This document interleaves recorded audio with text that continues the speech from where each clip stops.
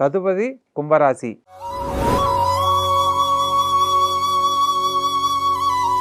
ఈ యొక్క కుంభరాశి జాతకులను కనుక మనం పరిశీలించినట్లయితే లగ్నంలో శుక్రుడు, శని మరియు కుజగ్రహ సంచారం జరుగుతుంది. తత్కారణంగా మొండి పట్టుదలతో ఏ పనినైనా సాధిస్తారు.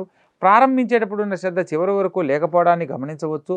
ద్వితీయ స్థానంలో రవిబుధులతో పాటు రాహు కూడా కలవడం వల్ల రవిబుధుల వల్ల యోగకారకుడైనప్పటికీ బుధాదిత్య యోగ ఫలితాన్ని ఇస్తున్నప్పటికీ సప్తమ స్థానంలో రాహుగ్రహ సంచారం చేత ముఖ్యమైన విషయాలలో గొప్ప జీవితాన్ని పొందడానికి అవకాశం ఉంటుంది. తృతీయ స్థానంలో గురుగ్రహ సంచారం చేత ముఖ్యమైన విషయాలలో నూతన గృహ సంబంధమైన విషయాలలో శుభవార్తలు వినే అవకాశం కలదు. పంచమ స్థానంలో చంద్రగ్రహ సంచారం చేత ముఖ్యమైన విషయాలలో ప్రభుత్వ సంబంధమైన ఉద్యోగం రీత్యా శుభవార్తలు వింటారు. సప్తమ వారం చివరిలో సప్తమ స్థానంలోకి మారుతున్న చంద్రుని కారణంగా కళ్యాణం కాలేదని బాధపడుతున్న వారికి కలతర సౌఖ్యం లభిస్తుంది.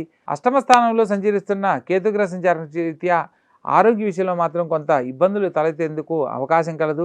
ప్రత్యేకంగా ఈ రాశి వారికి అన్ని రకాలుగా యోగ్యతగా ఉన్నప్పటికీ అష్టమ స్థానంలో సంచరిస్తున్న కేతుగ్రహానికి సంబంధించిన పరిహారాలు తప్పనిసరిగా ఆచరించాలి.